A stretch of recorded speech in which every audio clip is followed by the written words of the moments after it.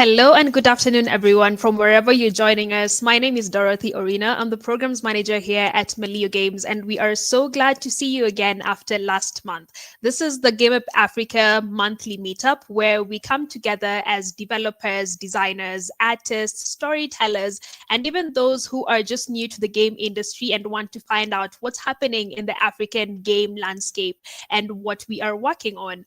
And what do we come to do here? So we invite experts, people who have been in the industry for long, people who are industry veterans and they have specialized in their areas, and they come in and we take a pace from their specialty and their expertise. For this month, we have a very exciting lineup, and let's have a look at what we are expecting to see today during the March Developer Meetup.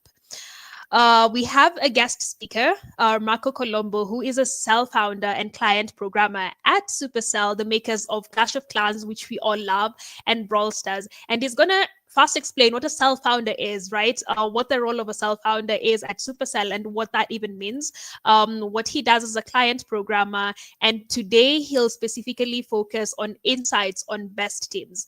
Last month, we focused on building a game studio, building a game team, right? And this mostly spoke to leaders, people who want to be studio founders, people who are game jam team leaders, and how they can be able to do that more effectively within their teams.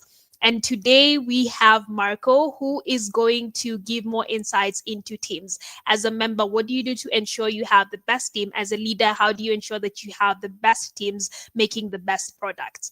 After Marco is done, we're going to be having Timothy Masiko, who is based in Uganda. He is a software engineer, and he'll be doing a project showcase, Kingdom Chronicles. And Timothy will be doing a very good showcase of what gamification is. He's taking something he really loves and he's passionate about, and he's made games out of it to teach people.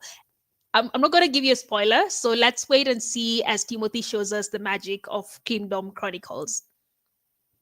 So let's get started and have fun while at it. Comment and keep your questions. We're going to take all your questions at the end of the session. Type it in the comments and we'll read it out to our speakers so that they can get to respond to you and also share the knowledge that they have. So I'm going to introduce our very fast speaker, Marco, from Supercell. And Marco was born in a tiny village in the north of Italy in 1985, the same year which Super Mario Brothers was released on NES. And some think that this was no coincidence. At the age of 4 to 5, his father placed an Amiga 600, which was won in a lottery, by the way, into his room. And that was his first contact with video games, and it was love at first sight.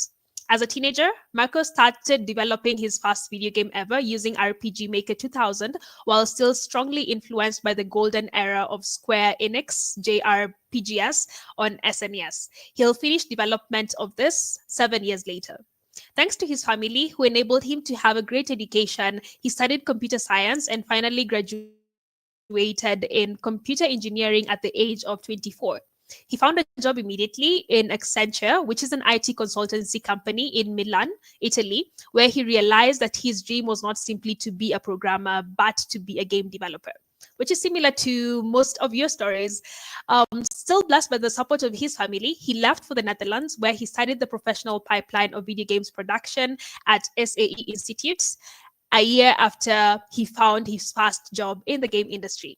From there on, his career has continued across several countries and multiple studios for more than a decade. Marco has worked on all the platforms. This is including virtual reality. And some of the career highlights are, and you're going to hear some of the best games and some of your favorite games on here.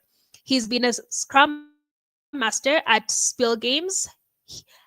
He's also kickstarted a brand new game team called Sideplay in Jersey in the UK. He's one of the core developers in the PS porting of Adult Swim's dark game, Warp Digital, still in London. He was one of the core developers of Rocket Racing, Rocket League in Fortnite at Epic Games in London. He's also founded a game startup, Pixion Games. and he's been a pod lead in features on Fall Guys at Mediatonic. He's currently working at Supercell, and as I mentioned, these are the makers of Clash of Clans and Brawl Stars, and so many other amazing games out there. And he works as a client programmer and founder of a cell there. It's our honor and privilege to have you today, Marco. Welcome.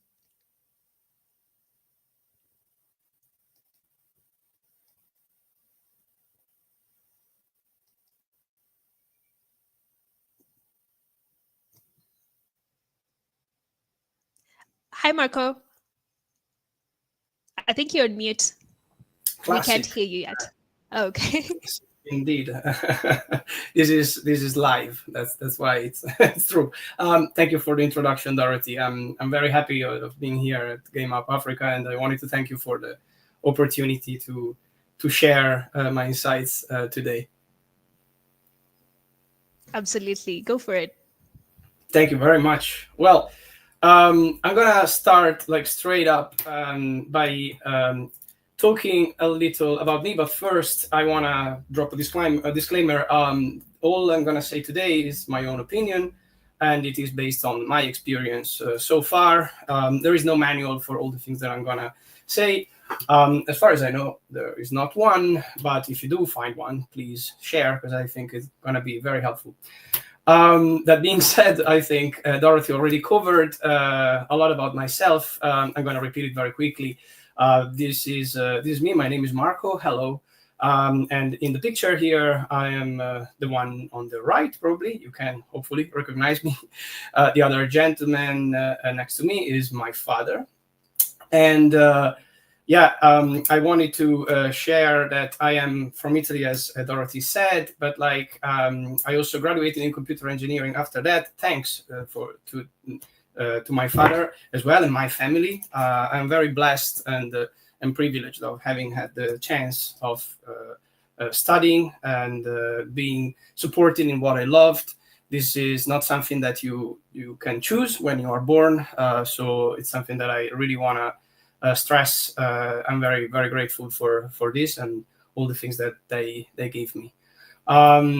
That being said, yes, he also did the mistake of dropping an Amiga 600 in my room, and it was love at first sight. Indeed, I love video games straight away, and after that, I started using a NES, and at that point, I was completely in love with video games.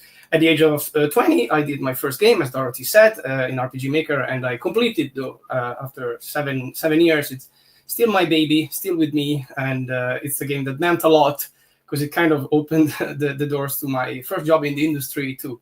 So it gave a meaning to my passion. I also have 12 years plus in the industry. I worked in 9 studios so far across 4 states. I would say countries, but Jersey is kind of a state, because not really the United Kingdom, but almost like it is part of it. But so this is mostly me. But what do I do when I don't code? So when I'm a developer, I code. When I don't, I love to enable teams. I love being part of them, and I love to form and optimize the interactions between them. It's something that I always geeked about. My first experience was in Spiel Games in the Netherlands. As a junior developer, I joined, but I've been asked to become a Scrum Master, who I didn't even know what it was, but I got the luxury and the privilege of being trained by this guy here, who is Jeff Sutherland. He is the inventor of Scrum himself, and I was blessed to be in one of his seminaries.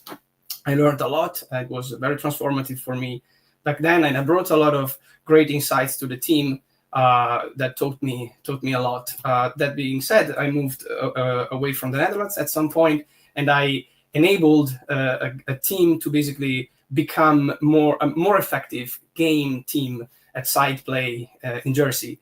What I did mostly there was to help them communicate better, use the right terminology, use the right approaches, and basically sustain themselves to be able to make games going forward. So I was more of a coach there. In Pixion Games, the company that I founded together with Cam started the whole thing, and I followed. one of my favorite mentors in the industry so far. We defined a culture at the very beginning, and since I love acronyms, I proposed some, and we ended up with this SUPREME culture, which stands for supported, united, positive, respectful, efficient, merry, and encouraging. I really liked that because it was something that really resonated with what we wanted to do as a company, and it worked because we managed to get our first seed round with investors, showing who we really were. After that, I worked at Mediatonic and Epic Games, doing what it was called as pod leading. Pod leading back then was basically almost like a hybrid between a developer and a producer. So I was like supporting the team and kind of shielding them from the boring tasks of estimating things and talking with the production team while we were making new features in the game. And finally, I got the privilege of being a founder of a new cell at Supercell after Spark, one of the programs that Supercell is using to create high-performance teams. So just to give you a little story, please indulge me in like picturing our life as a hero's journey or a personal character arc. The reason for this is that when we all start, in this case, let's say making games, we start very, very high energy, we're very enthusiastic, or we really want to go out there and make something amazing. And as we go, things are going maybe in our direction, or sometimes they're not.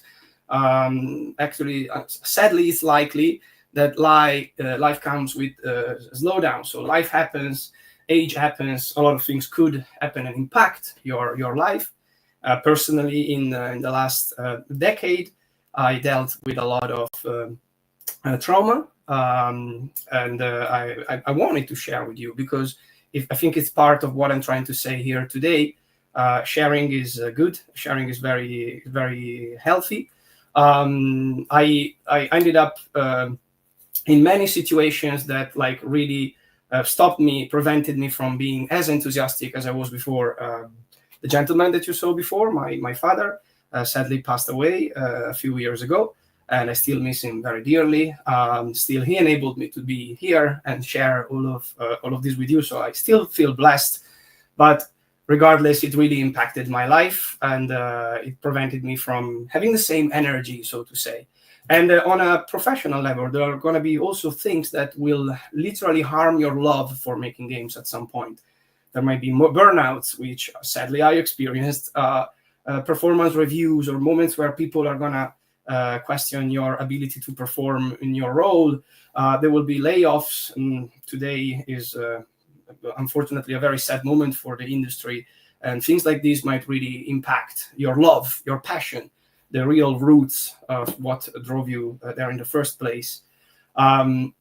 So it's good to know that there is this arc. It's good to know, and it's okay to establish that just happens. But what is important is to keep that original flame on. And I know it sounds maybe naive, but like it's really important to always remember that we should be grateful for what we have, like whatever that is. In my case, for example, I had the security that my family put next to me, the things that I learned, the friends that I have, that made me go forward. It really, really pushed me to never give up. Also, realize that you're not alone. Realizing that you might not be the only person going through all of this is very powerful, and seeking support sometimes is a real game changer.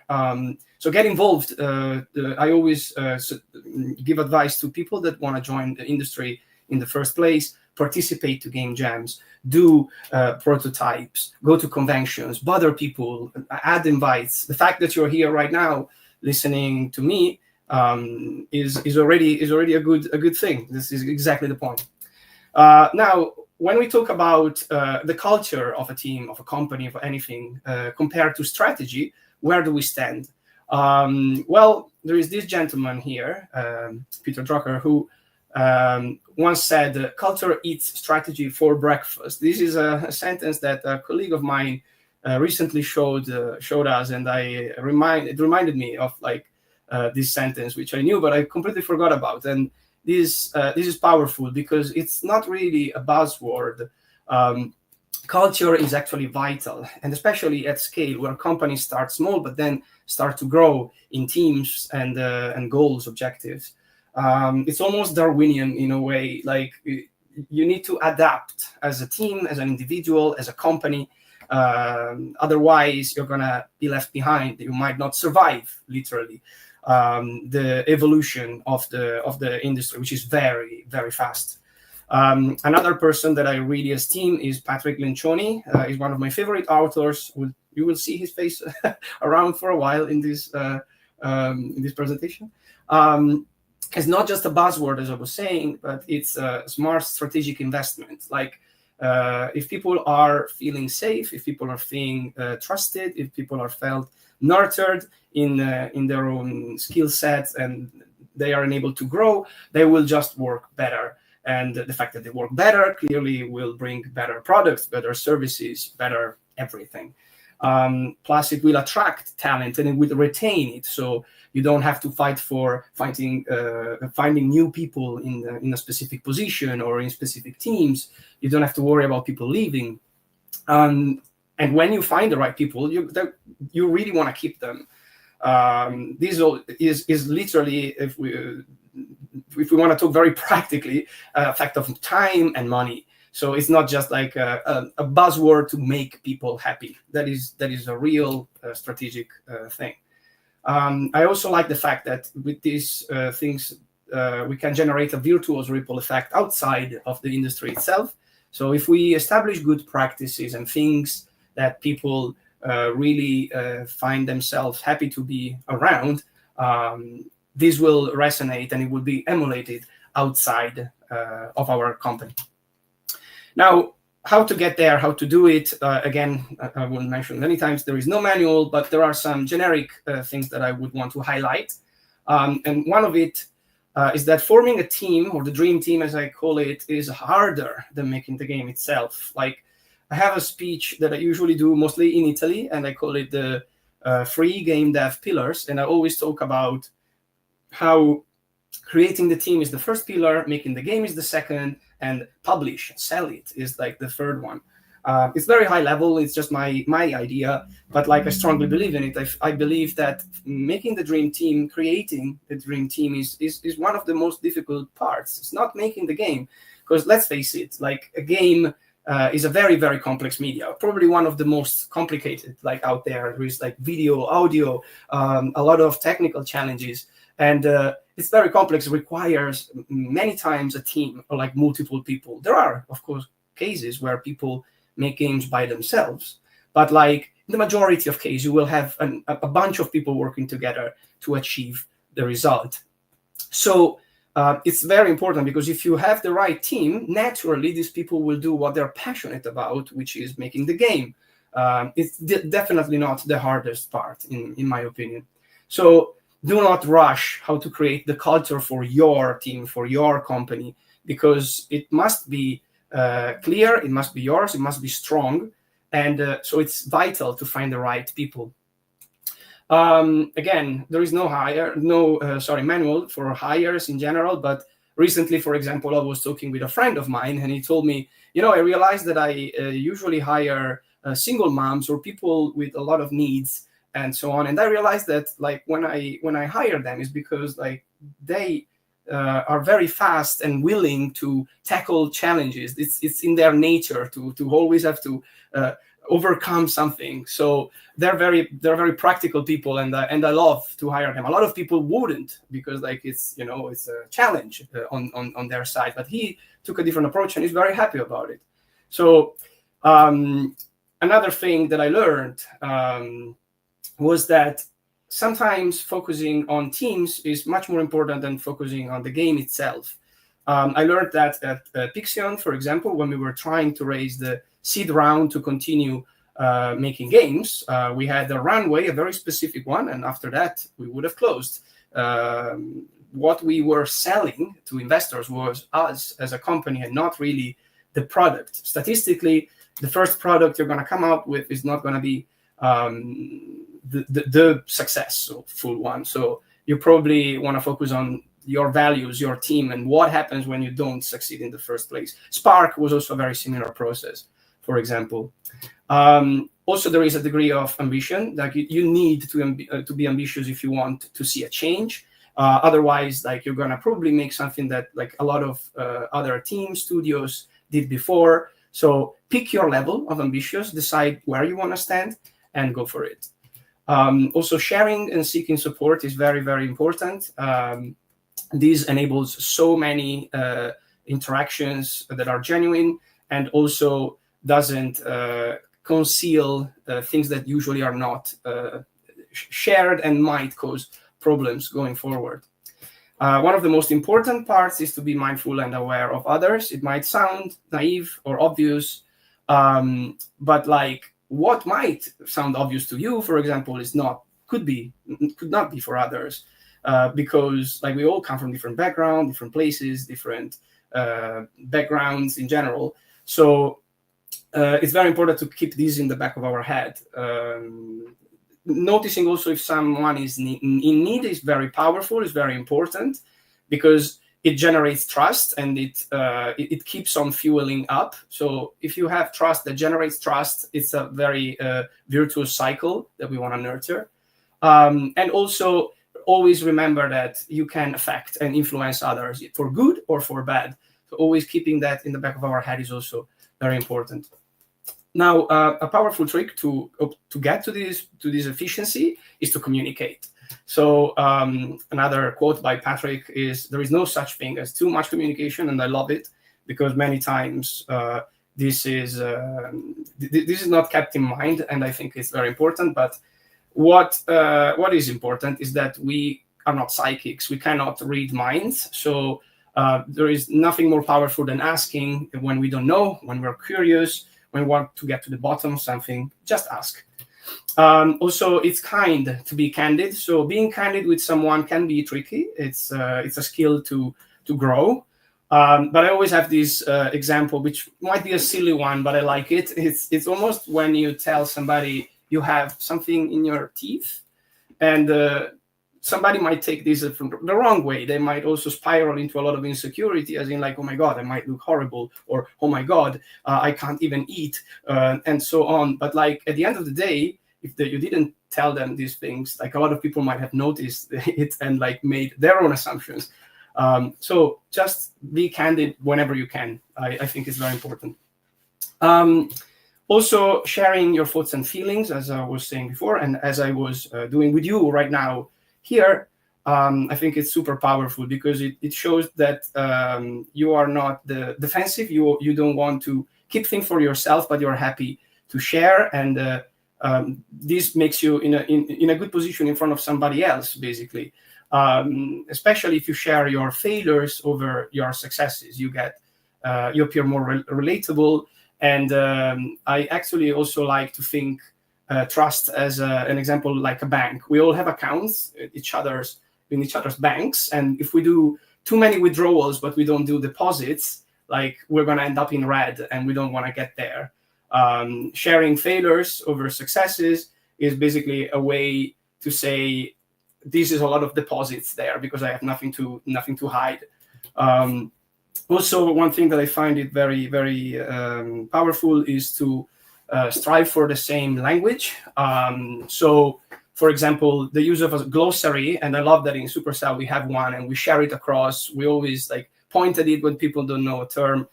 Is great, because you might find the silliest example and the most classic is like the word player. When we say player, a developer might imagine the code part of the player and so on, while somebody working in marketing will actually think user. And it's always very good to be aligned on these things. So finding accessible terms, acronyms, is also very helpful.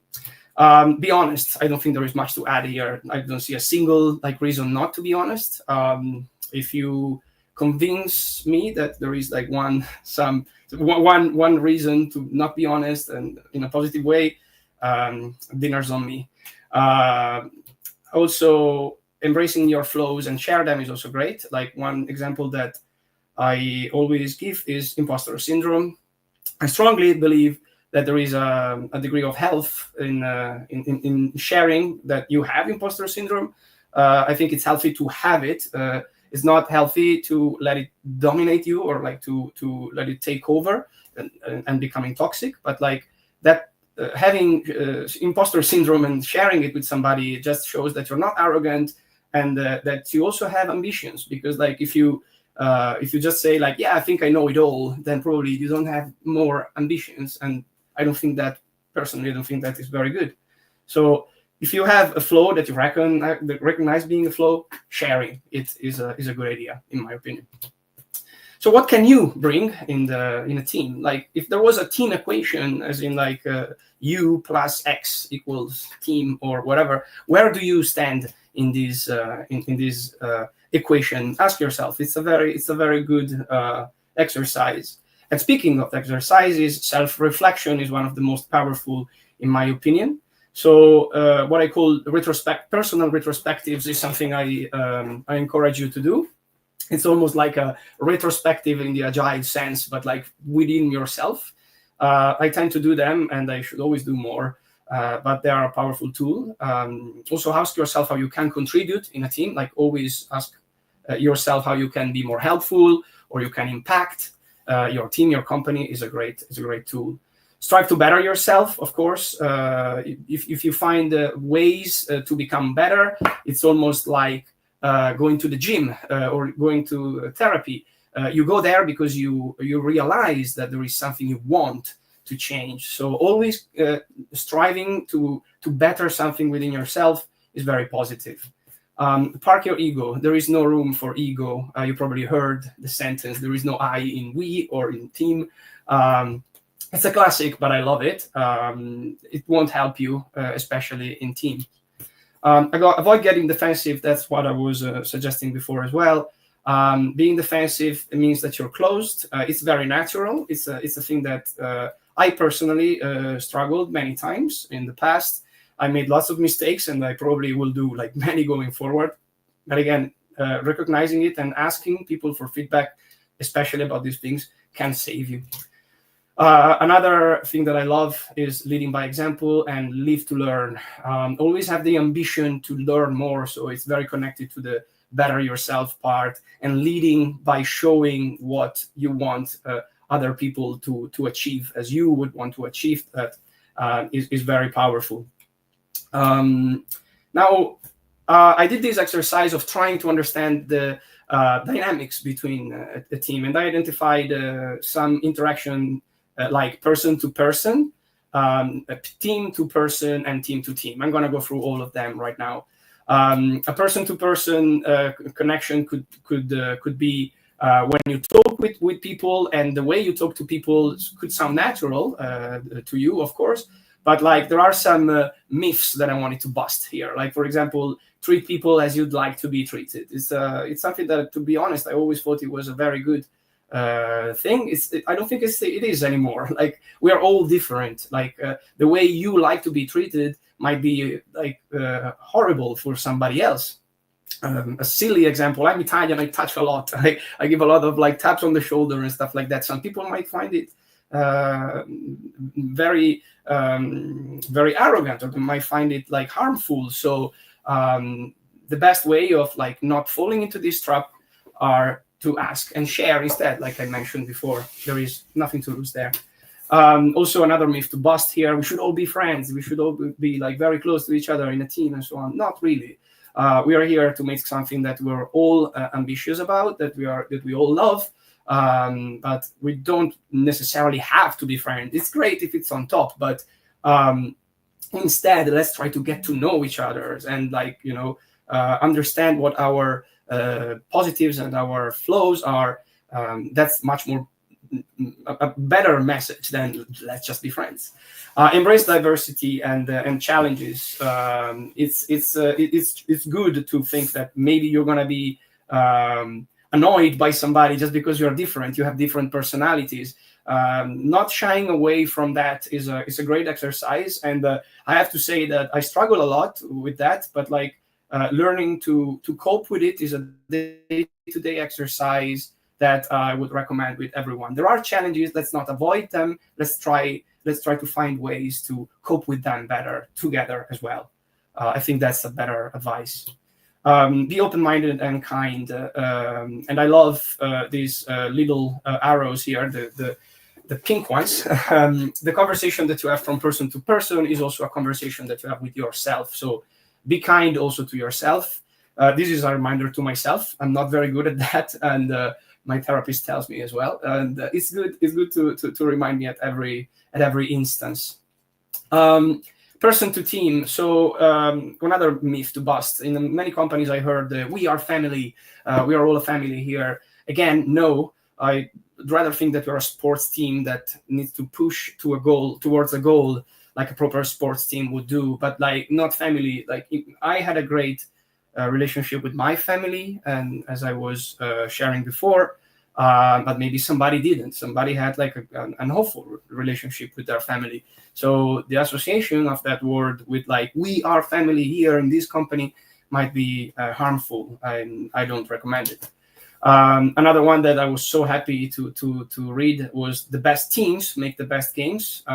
Originally, the best people made the best games at Supercell, and these changed into the best teams made the best games, and that resonates so much with me for the reasons that I said before. It's a complex media. We do this together, and identifying those powerful teams is probably the winning path. Speaking of acronyms, this GGGG is one that one of my favorite mentors shared with me, and it really resonates for leaders here. It's called "Get Garbage, Give Greatness." Like do not expect to be put on a pedestal, get thank yous, and get just approval and so on. That's not why you do that as a lead. You do that to enable your peers and to enable them to do even better. So give greatness. Get garbage is, I guess, like just like a very like strong way to say do not expect to get kisses in a way. But yeah, I really liked that, and I wanted to share with you all. Look for synergy and not vetoes is also a very good one. Do not try to have everybody always like agreeing. So if somebody says like, no, I don't think this is good, and that's it, this will slow things down a lot. This will also like cause a lot of frustration. Trying to find synergy is harder, but like once you have it, it's like very, very positive. So look for that instead. It's not easy, but keep it up. Also, setting and discussing habits and expectations could be very, very helpful within like a person and teams, because like maybe you have some habits that you want to respect and might be compatible with others or not.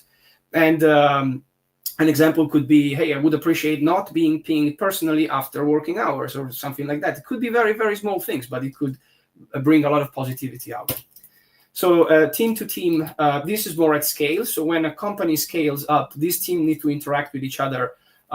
So culture is, again, vital. You can't let it lost. You can't lose it in the process. And it's very hard it's very easy to lose it. A lot of companies struggle with this at scale. One thing that we always have to keep in mind is that finding the right people to create this legacy of leadership is key, because these people one day will not be in their positions anymore, will move to other teams, will move to other departments, will do other things, but that team, for example, will still need to go. So it's very tricky, but find the right people to do that, and you're halfway done, in my opinion. Maximizing learnings and opportunities within teams is also a very good idea. So encourage sharing moments. They can be social or not, to share information, to share knowledge, especially, but also just simply like, creating those bonds that eventually like stay even when the company grows. That's something that I would really recommend. Optimize communication, so everything that we learned so far, bring it to the next level, because like communication needs to be efficient. Something as silly as having the right Slack channels could make a big difference. And get ready to change, because like as the technology changes, as the user base changes, as the market change, your teams also will have to to act accordingly.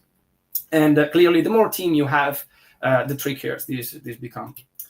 Now, up to for the Spark journey, this is us. This is my team, and this was like us for like the demo day. We were like in an amazing journey, but like on a personal level, I told you that many things that happened in my past like made me lose my love for making games.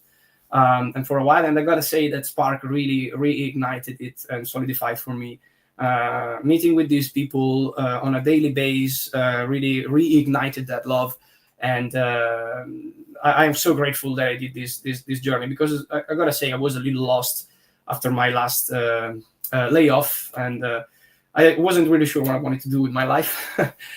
This was really helpful. It was tough. Spark was a tough journey, but it wasn't negative. I remember seeing some articles talking about a brutal boot camp that was like very negative and scary.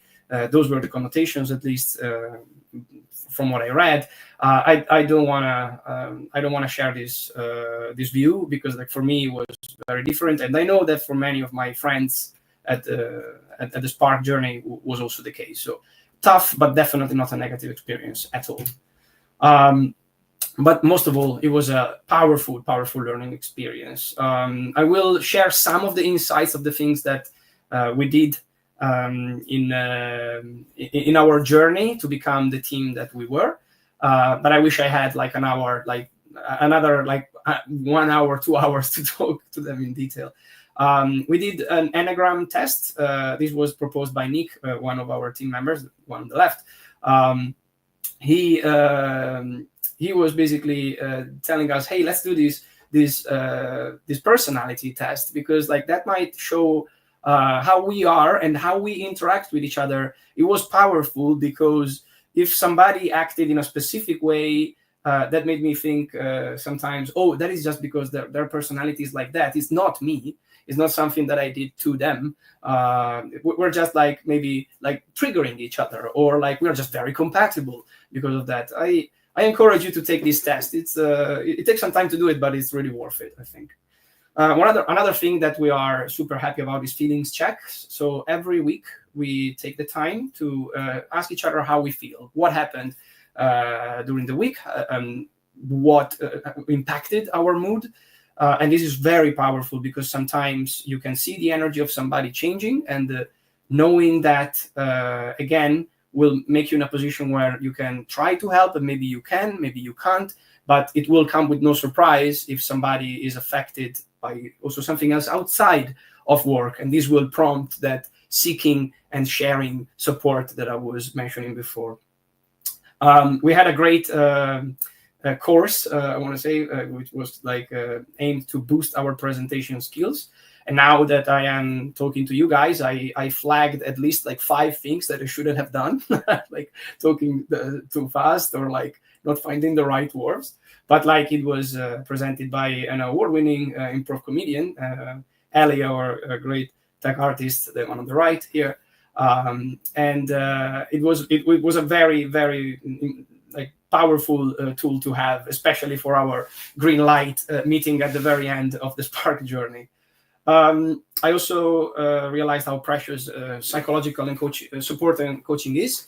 The coach that is still following me to this day and started following me when Spark began did an amazing job. She was literally vital and essential for my growth there, and I don't think I could have got to the end of Spark without her. It's really important to seek the help of a coach when you are like really struggling to get somewhere. In my opinion, it's amazing. We also learned that culture onboarding is harder than hard skills onboarding. So when you have a set of values that somebody needs to register to, or like get included with, it's tricky, because like you can imagine somebody coming with a culture that is already established, already there. It might be scary, and maybe there is not the trust there yet, or that comfortable feeling of like talking openly about how you would change that culture. But it is essential to have that conversation at some point.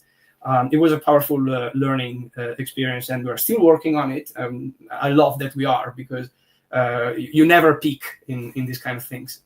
And finally, we coined a couple of terms that I really liked. One is called liquid leadership, and it means that when one of the people that is supposed to lead, in this case our lead, for example, is not around, the person that holds the vision and should like help us like moving in the right direction, when those people are not there, somebody else will take over proactively and replace, in a way, like that role. We don't basically have the concept of bosses and like somebody telling you what to do and deciding for you. We all take each other's backs and jump in when necessary. And meaty skeletons is also one term that I love. It was something that we did very, very much in the beginning, when we were getting to know each other on a deep level. And we decided to share our skeletons in the closet, but we call them meaty skeletons because of the juicy war stories that you had to share, some things that were really triggering you or were really affecting you, or that shook you during your career or during your life. Why is that powerful? Because like when you know that somebody, for example, is very much triggered by a thing that might seem silly, might seem silly for you, then you try it carefully. Then you know. And these conversations are not comfortable. Like I can tell you that we all ended up crying in those meetings at some point, and it was beautiful. It was beautiful because like now we established a bond that goes beyond professional tasks, but goes into the understanding each other on a deeper level, and that allows us to help us more. This is the final outcome of our pillars, and I'm really apologizing for going off time here. I wish I had the time to like express more about this, but just know that we started with a base of respecting each other and believing in best intent, whatever another person is doing or saying, and a very, very solid base of trust. On which we built the main pillars of care and ownership: contextual communication, emotional safety, and people growth. Again, I would talk for hours for this, but I won't, because I don't have time, and there might be like way too much to talk about. But please ask me anything. Speaking of Spark, I just wanted to share with you all that the recruitment for Spark this year is happening right now. And we are looking for artists, designers, and programmers. Please feel free to ask me anything at this email address. And finally, just wanted to share one bit of knowledge with you. Some of the books that you see here, like most of them are books that I read, and I would really, really recommend you to you all. One of my favorite 5 Dysfunctions of a Team and Lean Startup. But the advantage is also like very much resonating with everything I said right now. And Crucial Conversation and Atomic Habits are mostly for bettering yourself. At least they really helped me on a personal journey. Have fun. I also have The Culture Map and Radical Candor, which are books that I didn't read, but were recommended from people that like I trust with my life. So please give them a try. Culture Map is next in line for me. I want to close with one Patrick Lencioni quote, of course. Teamwork is not a virtue, it is a choice, and a strategic one. I really love this quote. And with this one, I want to thank you all. And please feel free to ask me anything.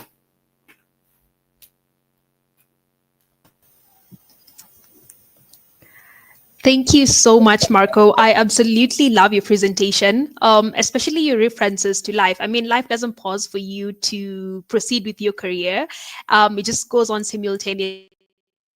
And I love that you've been real and honest about that, and how your life can actually impact your work, whether positively or negatively, and things still need to move on. So thank you so much for touching on that. Humans are very dynamic and complex, and that can be the most difficult thing to deal with. I mean, but there's structures to this that can make it work. And Marco, you've covered this so well. breaking it down from person to team, team to team, and person to person. It really gives the insights on how one can actually structure themselves. You mentioned that people are different and we all have different ways that we'd like to interact and be interacted with. And thank you. This has been so insightful. Thank you so much for sharing this, Marco. It has been my pleasure, Dorothy. Thank you very much for giving me the opportunity. Amazing. Do we have any questions? Feel free to type in the chat and I'll read them out to Marco. As we wait for the questions, I first met Marco last year during Games Fest in Helsinki. And at the time, you still hadn't gotten the green light by Supercell. And it was this close for him not to make it for this talk. But I'm so glad that you eventually got green lighted and you made time for this talk. Congratulations on that once again. Thank you, Dorothy. It was quite a journey, and it was, yes, a I can privilege. see that.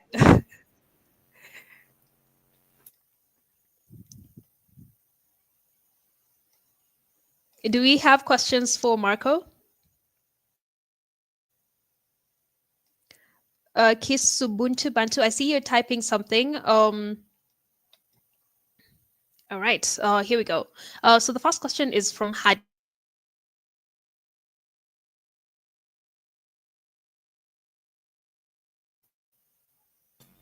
I think I lost the audio. All right, can you hear me? Yes, I think I can read the comments too, but like, Okay. because you were talking at some point, the audio went away.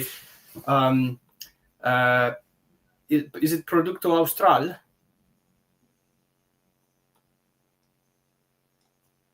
Trying to see if, yeah, who is Raul and is a, okay, yes. I think I can read the chat. And hi, Raul. I know the guy, one of the Team Mega people, if I got it right, if it's the same Raul. And he asked, what's something you believed when you were young was key for team culture that over time you grew to change your mind about? This is a very, very interesting one. And the first thing that comes to mind is actually one thing that I mentioned before, and I challenged, I would say recently, actually, the treat people as you would like to be treated. I always thought it was the way to do it. I always thought it was the best way to do it, the most kind way to do it, and what I also grew up with as values. I challenged those things because I realized that sometimes it wasn't the most effective way to get closer to somebody else. And here we go. Here I am questioning those values.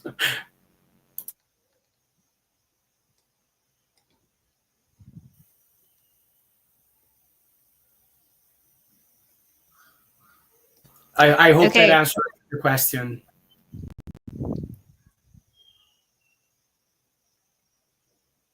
He says that he does. Thanks, Productive, for the question. I hope you can hear me now, Marco. I do, and I can hear you and see you now, Dorothy. Yes. Okay. I think it was my internet. I've just changed it. I'm back. Hadi is asking if you have tips on finding the Avengers team members. I'm not sure. I understand this question. Do you, Marco? Your tips on finding the Avengers team members. Let's say the dream team, if that's what this person is referring to. But I can try to answer on that if that is the interpretation. I'm not sure what Hadile Panda means by Avengers, but if we're talking the dream team, the tips are something that I can't really provide, I would say, because it's really depending on the culture that you want to nurture, the culture that you want to build. So if it depends on so many things. Basically, you have the answer as a company, as a team, within you, I would say. And they can grow and change over time. So it's such a dynamic answer to give. But let's say one thing that I would personally not compromise on, and that's actually a good question to answer together in the beginning. What do we want to not compromise about? Personally, trust. Personally, I wouldn't want to hire somebody that puts themselves and their career and their ambitions, personal ambitions, over the mission of the company or of the team. Is there a specific way to do that? No. The only way to do that is to like work with these people and see how they are at the end of the day. But clearly, there are some basic values that I think you can identify and use for your first hires. I hope that answered. All right. Our next question is from Christopher. You have been in so many teams. Some have been big, some have been small. What would you say is one principle that you carry from team to team, regardless of the size of the team? Let me see. The one principle you carry from team to team.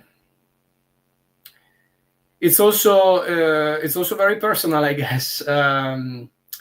But what I personally bring into every team I've worked on is the enthusiasm for what we want to do. Like I've been referred many times as the person that drives people around and brings that energy in the group. Sometimes, for example, this is intimidating for some other people. So I'm learning how to cope with that too. But if there is like a common denominator, I would say for me personally, and that I can bring in teams, is my my enthusiasm that I have to fine tune, I guess, depending on where I am.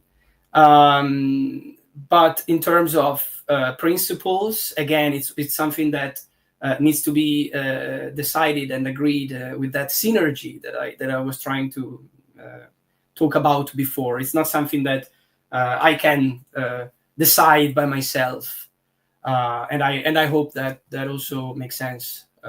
That answers. All right, thanks, Marco. Kis Ubuntu Bantu is asking if there are internship opportunities. I think this is in Supercell. Or you can also speak about Spark, which you've already mentioned. So we'll share the link to this Kis Ubuntu. But maybe Marco, you can answer whether Supercell offers internship opportunities and at what durations that happens. I have to say that I'm not prepared for this specific one. I want to say there are, but like the best way would be to reach out personally, and I can find out. I don't have an answer to that right now, and I apologize for that. That's all right. Thank you, Marco. So Hadi is clarifying his question. He's asking what situations could lead to meeting people from the team. I think it was mostly on what situation could lead to meeting people. I am not sure I understand the question. I'm sorry, I lost your audio again. All right. Hadi is clarifying his question. He's asking what situations could lead to meeting people from the team.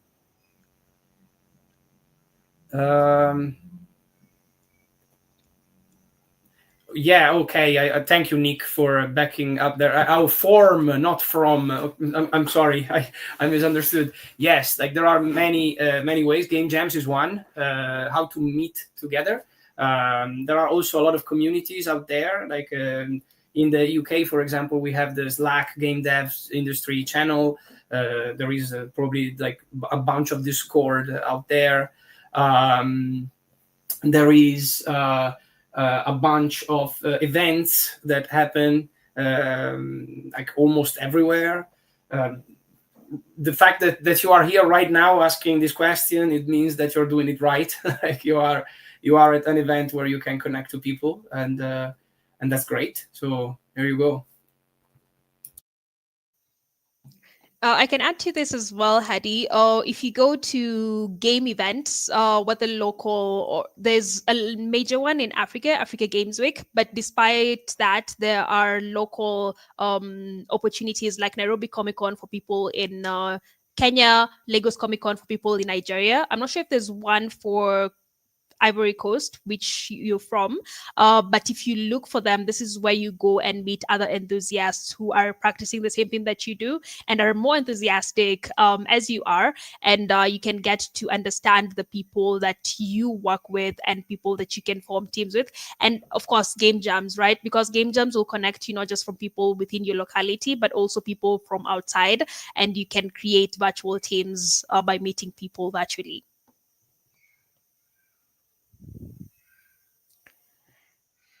All right. Do we have any last question for Marco?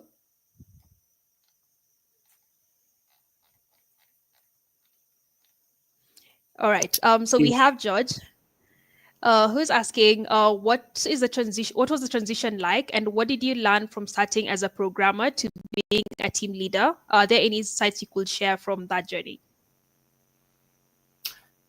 Sure. Well, I don't think there was ever a transition. There was I never been assigned the sector of team leader or whatever.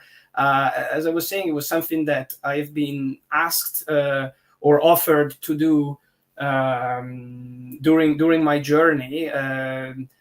It was probably sparked from my curiosity of like learning these specific subjects, and maybe also my personality being like very much outgoing and extroverted. I'm blessed for that, I guess. But that wasn't a transition. It was something that I I did next to my day-to-day job, if that makes sense.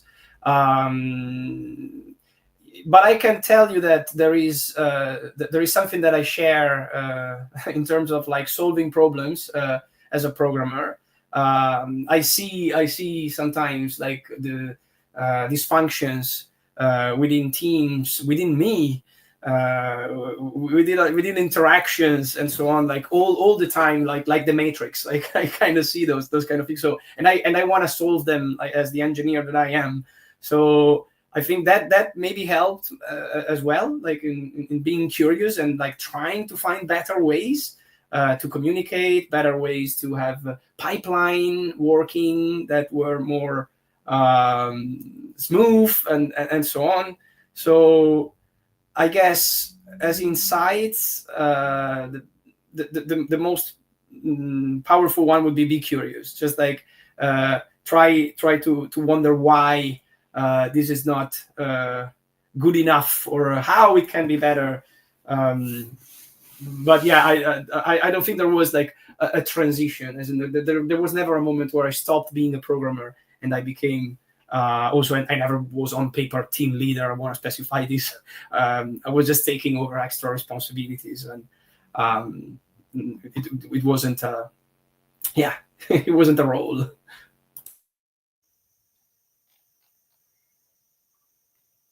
Interesting. Thanks, Marco. I think a lot of people find themselves in that situation, and you start to think whether you should make a transition if this is going to limit the tasks that you are already doing and loving by being a full-time leader. But it's good to see that you can actually get to do both, taking on more responsibility and still getting to work on what you love. I think that's all the time we have. We're going to move on to our next phase. So thank you so much, Marco, for making time to share with us your journey. It's amazing to see how you got to grow up, having a background in gaming and getting to be a gamer, and also just maneuvering life's challenges and making sure that you're still getting to develop and make great games. All the best at Supercell, Marco. Thank you very much, Dorothy. Thanks so much for the opportunity, and thank you all for the questions. I'm sorry if I wasn't prepared for some. I wish you all a great day, but feel free to send me a message at marco.colombo@supercell.com, or talk to Dorothy. We can be in touch. Add me on LinkedIn. You find me everywhere. Awesome. We'll also share Marco's LinkedIn, so feel free to chat him if there's anything that you need to inquire later. All right, Marco, have a great day. Thank you. You too. Have a nice day, all. Okay. We're going to move on to our next phase. And at this point, we're going to welcome Timothy Masiko. Timothy is, let me just share my screen.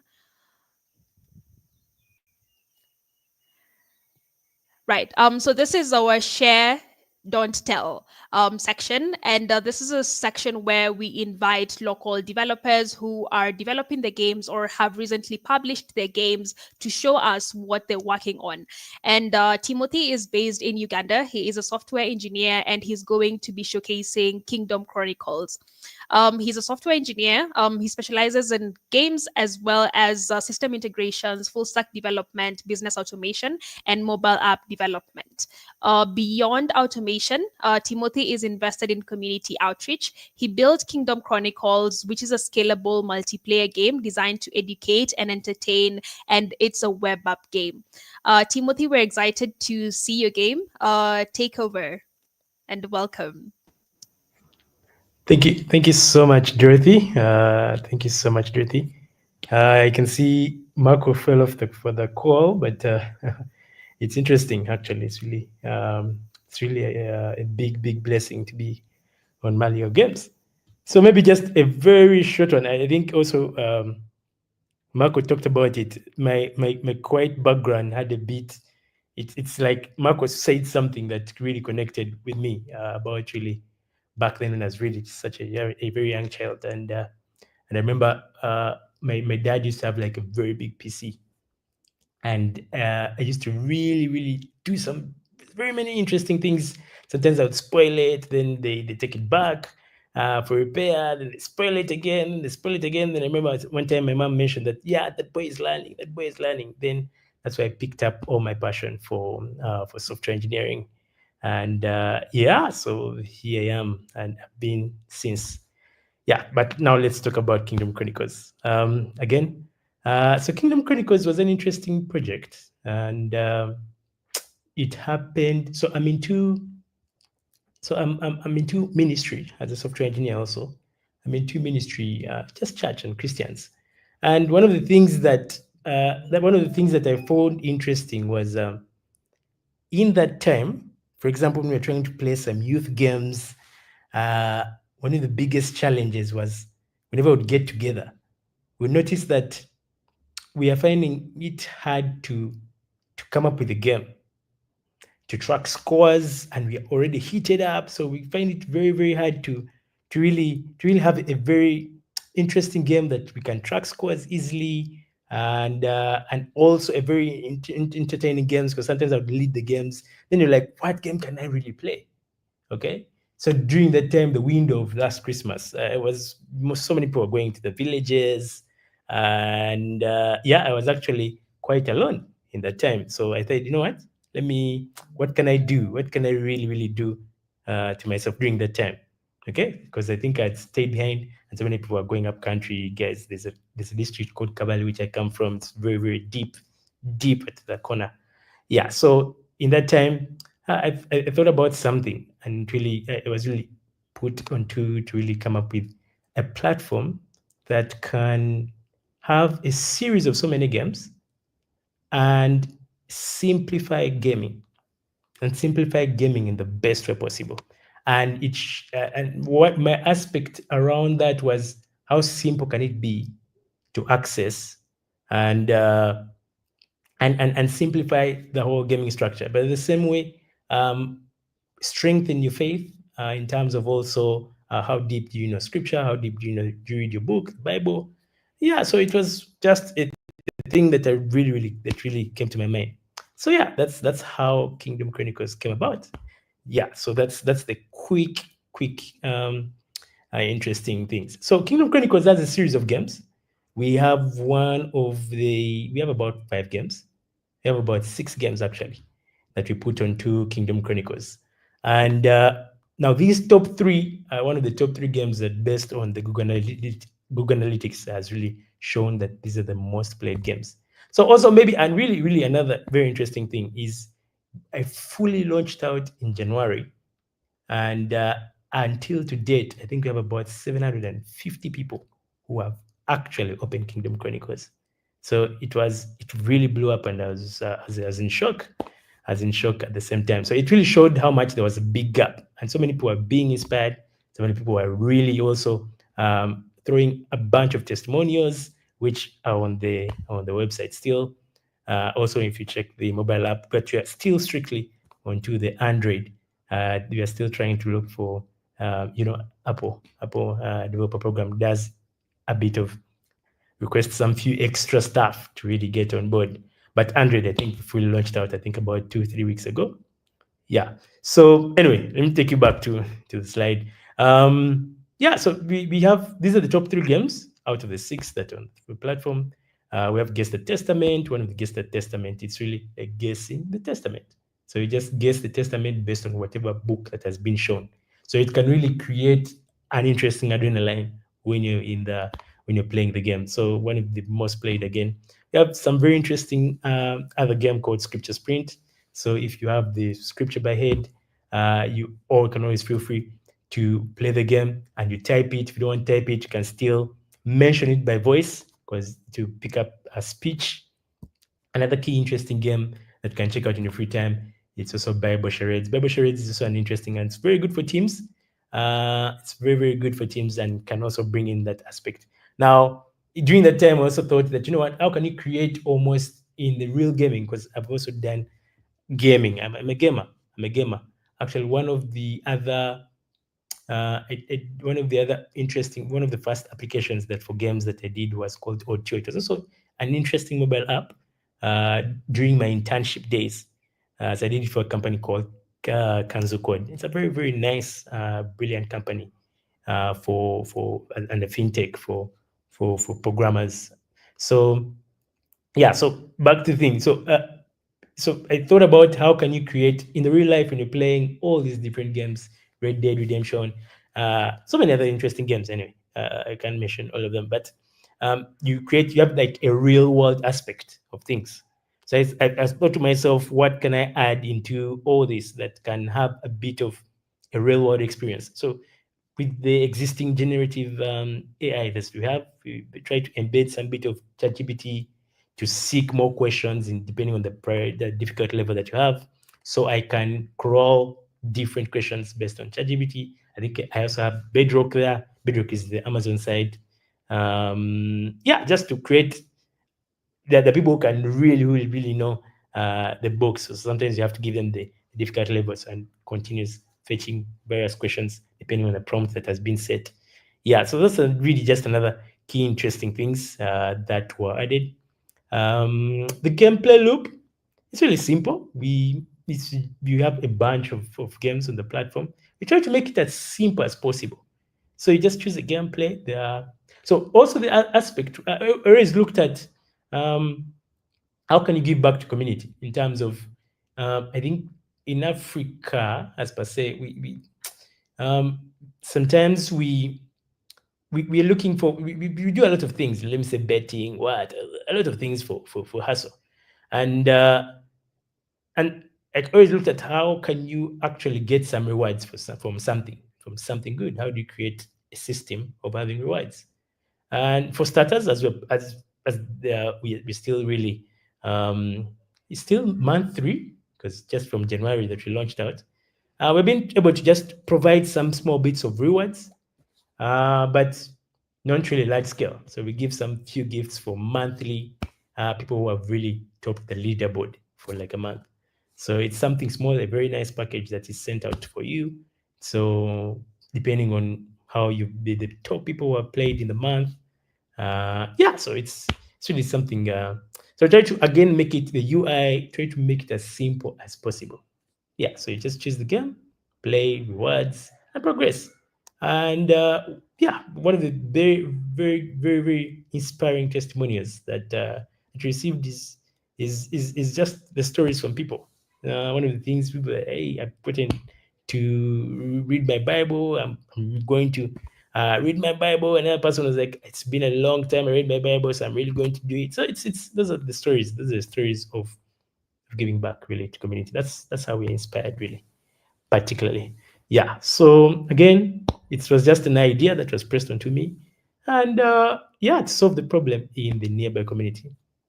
Um, the plan ahead is quite simple. I look at really having in a long term, you're really having like console games getting into exactly what Melio Games is doing, and that is having other different enhancements. You're having an established game studio. Thanks be to God. Marco talked about game studios. Mali has also been talking about game studios that has really been opening up my mind to a whole dimension.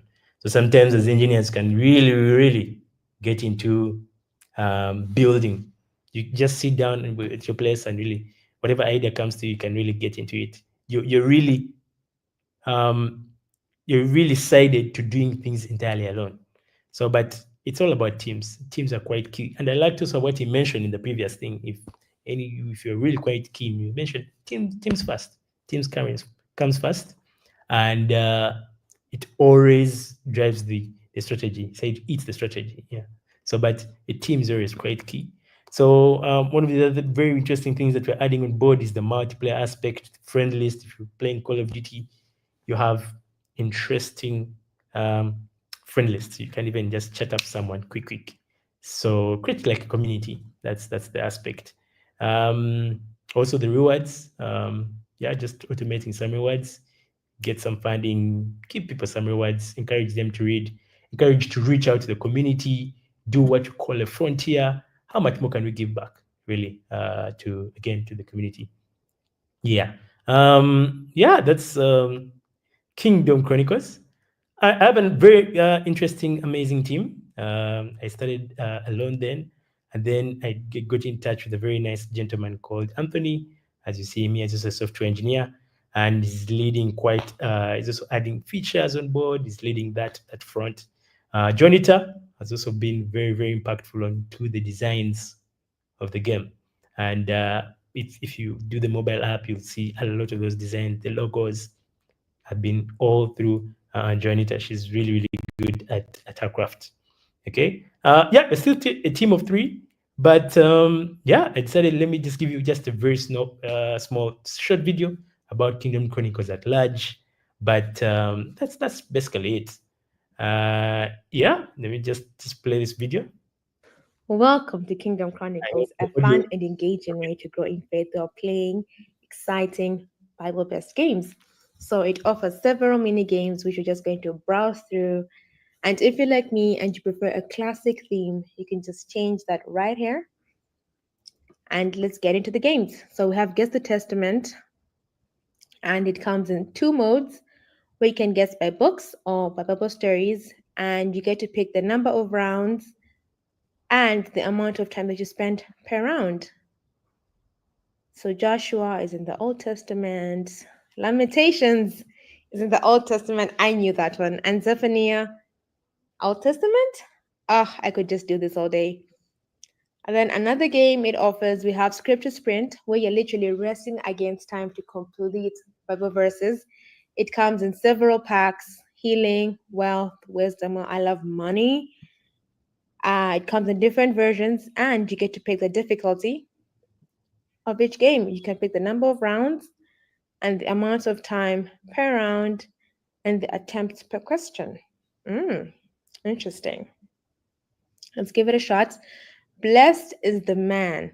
So if you're a slow typist like me, there's an option right here for you to just speak into the microphone and it will record it for you and just type it for you and you can submit your answer speedily. Let's check out another game. We have Bible Charades, a multiplayer game, and each team can give themselves a different name. You get to pick the generation method of the stories. You could use ChatGPT, you could use Amazon Bedrock AI, and you can pick the difficulty of the games, the number of rounds, and the time per minute. Let's check out another game. We have Find the Bible Verse. So here, like the others, you can pick the number of rounds and the time per round. Let's start the game. I'm not sure what the answer is right here, but I'm just gonna go with First Corinthians. Okay, that's not the answer. Okay, maybe 2 Corinthians. Clearly, this is not my best game, but check out Kingdom Chronicles. It's fun, it's exciting. Clearly, I need to read my Bible, but you will enjoy it. Yep, that is all. Just a quick snippet with Kingdom Chronicles. One most interesting thing is just people out there just really some of the things like resources. Yeah, they've been really people just really getting up and really contributing or doing something about it. So that's the thing that has really impressed me about Kingdom Chronicles. There's been just how just like it was just how people are willing to support you and how people are really going to pick up on it was like a gap really that I didn't really think something that I thought in December was just doing for fun, just getting handy. Sometimes you have so many different projects, side projects that we have, but you'll get amazed when you actually put that side project in production. Okay, so if you're out there as an engineer, yes, can assure you, at least make it this year as a point to take out every project in your queue, put it out there in production, and work on some interesting games. Um, there's a statistic that says gamified learning is about 90% of 90% better than the traditional learning. Okay, so try to think of how you can easily, if you're trying to train up a child, if you're trying to also learn something, if you're trying to achieve a very good mileage on something, you try having like a games can really give you a very good picture of whatever you're looking at. So it's really quite key that you should consider that. Okay, and yeah, there's still a very large portion of games and sectors you can tap in. A big portion of the cake is still big. So that's what I would leave you to ponder and explore. Yeah, yeah. Over to you. Maybe any questions? Yes, over to you, Dorothy. Really, once again, I'm so grateful having the opportunity to show Kingdom Chronicles. It's such a baby, but it's amazed to where it has gotten. Yeah. It's a grown up baby, fully grown up baby. I played this game and I loved it. And it's amazing that you're getting support. And I think you need to know that people are not showing support just because they want to show support. People show support where they see value. And I love how you thought about this. I love the experience that you give the player. And as you mentioned, the research that you gave, the game based learning is definitely better than traditional learning. You never really force somebody or your kid, if you have kids, to take up your phone and go play, but you'll have to force them to do assignments. So this comes from a point of understanding what exactly where exactly does their interest lie, and then how can you achieve your objective within that interest that they already have. And this is something that game based learning gets to achieve. So somebody wants to play, but in the process of them playing, they also get to learn. And Timothy right now is teaching people on Christianity and faith, and he's trying to reinforce that, right? But the applications of this are numerous. So this is used even in schools, right? So people want to teach a concept. Teachers are trying to teach a concept that might be complex and might be boring, to the students. But this is an interesting way of bringing it to their doorstep and making it more consumable, more agreeable to them. Thank you, Timothy, for presenting. This is such an amazing game. Congratulations to you and your team. Such a small team, but you're making such a great game. Let's have questions. Do we have any developers who want to borrow a leaf from Timothy? Do you want to know how long the game took to create, for example, right? Do you want to know what the procedure was? Let's have it, right? So type in the comments and I'll read them out for Timothy to also share a piece of his mind.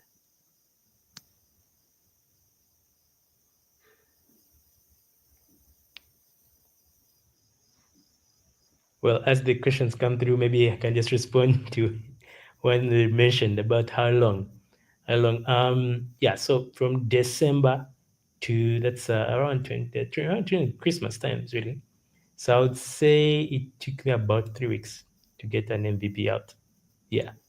Yeah, so just 3 weeks in that time. Yeah, so many people are still sluggish. There's no work. There's ample time. There's ample time really. So I just focused, fully focused about 3 weeks to get something up. And the beauty is, um, one of the most amazing things you can do to yourself as an engineer is love Google Analytics. Love Google Analytics. I'll tell you something. That I started with about 3 games, and so I noticed that I did Google Analytics. So I noticed that in the meantime, guys were playing Guess the Testament, Scripture Sprint, and they would also play Bible charades more. And guess what? Guess the Testament was like the last one on my queue. And and I noticed that the people who would actually play Guess the Testament uh, actually take more time of engagement. Now all this can be captured in in Google Analytics. So what I did was to just remove Guess the Testament as the last one on the queue and put it above. So engagement time, engagement time short. Okay, so it's about just flowing. Do your development and flow with what the users love. Okay, ask feedback. So constantly, any person come in, hey, okay, I've loved your game, but I'm like, yeah, it's okay, thank you for loving my game, but tell me, what can I change? What can I change? What can I check? What can I do this? What can I do? So it's a constant thing of so many iterations, and also some sleepless nights. But it's not good to have sleepless nights. I don't know, I'll be very low. Yeah. So, but yeah, I think I see another question. What stack did you use to make the game? So I started with the React, just React on top. The mobile app is React Native. The backend, I started with the Amazon storage. So my React would really talk to Amazon storage with the DB. It's called Dynamo DB. Yeah. So yeah, but now I'm going to switch to a different tech stack. So I just want to control my database much better. So I'm just now thinking of changing, just thinking of changing. Then I was just thinking of how fast can I roll out, and how can I make it simple for the people and also simple for me. Yeah. So yeah, TypeScript. So React TypeScript. The mobile app is React Native. The backend is just purely Amazon. Yeah. Yeah, All right. the Thanks, link is Timothy, for answering that. yes, Let me read out this yes, other question for you. sure. But before that, I like that you've mentioned data. I think this is something that people overlook, especially as a developer. You tend to focus on things that you like personally, and you think this is going to be really cool for my players. They're going to love this. And once you release the game, you realize that people are not actually playing or they're not enjoying. And you start getting angry at the players, right? But you didn't really inquire what they like to play, and getting that data gives you insight on something that maybe oversaw you foresaw, right? Something that you didn't think about, and you realize that players actually love this. And this is how you also get to monetize, because you realize that this is something people would love. Are they willing to spend money on this? Is this something that you want to monetize? Is there something else in your game or a feature that you thought interesting that players are not interacting with at all? So like you said, you moved the game to the top, right? So for Yeah. example, if it's something that people are not interacting with, and you still make it very visible to the player and they're still not interacting with it, maybe they just don't want it, right? And you as a developer, you don't want to see that, right? But thank you so much for sharing that. So the next question is by Nomso. What does your workflow look like with and without your team? Okay. That's a good question. So mainly, any free time I get, I would just say any free time I get, I would definitely. So I have like just a sheet of to dos in my Notion. So I have a section for feedback. I have a section for new features. So I would every single time I get. So I've done a mobile app before called Otio that also blew up. So I noticed that in games, people are not so much focused on security. So I've also worked for a bank before, so I know before any feature is rolled out, it's how security conscious is it? No. For games, guys are not so much focused on security, but they're so focused on user experience. So if someone gets a bug in the game, it has to take precedence because they are irritated in the gameplay. They could be heated up at the moment. So it just I have like a whole notion of to-dos and feedback. So I really get to focus any single time I get and someone has commented on some feedback about the gameplay, I'll quickly jump into it to repair something. I'll quickly jump into it to fix something. So my workflow, my team, I have a team of again we're a team of three, and they're really supportive. There are some things I may not necessarily do. For example, doing some designs, doing how our rewards have been. We've been really have some very nice cards for in case of one. You've topped, let me say February. So we have very nice cards to show you like you've actually win of February, and this is your middle and some small bag of real nice packaged. I will not tell you the gift, but at least just keep that special. But there's a very nice gift. So some of the things you may not do, the team will actually definitely do. So yeah, so it's that's just basically the flow. So iterations again, agile. You're using agile framework. Marco talked about Scrum. I love Scrum so much. Yeah, but agile is basically the users how many iterations can do. Yeah. Maybe you can also answer how differently is your workflow now that you have a team to when you were working individually? Oh, that's a very good question. So like one thing I can be sure of saying is I wouldn't have reached the mileage of having about 700 people from just like January without a team. So I have a gentleman like gentleman Anthony who joined the team, and he really reached out to so many other different people, and the game blew up. In terms of things. So with a team, you cannot do much if you're just alone. So again, the team blew up. The reach of the game actually really blew up, all thanks to that gentleman Anthony. So whereas me, I may not be focused on maybe the social media and all those things, but that's where I think you're building for the users. Okay, and he had actually the presence. He had the presence online, and it became really a very good, fantastic team that I'm proud of. So always do things with the team. I can assure you. All right. Thank you so much, Timothy, for your time. That's all the time we have for today. Uh, Wada, can you share the link to Kingdom Chronicles again for anyone who wants to play, go and experiment your knowledge of the Bible? Have you also been reading your Bible? Do you know where the verses are? If you want to also benchmark and see how you can create an educational app, look at the user experience. So Timothy mentioned that's one thing that is very, very key. Especially in games, is the gameplay experience. Because if you get into a game, especially a game that you're just meeting for the very first time and you don't like the experience, the chances of going back to play the game again are very minimal. So you want to go and see how well he executes this. And if you're thinking of building one for yourself, what are some of the things that you will prioritize? All right.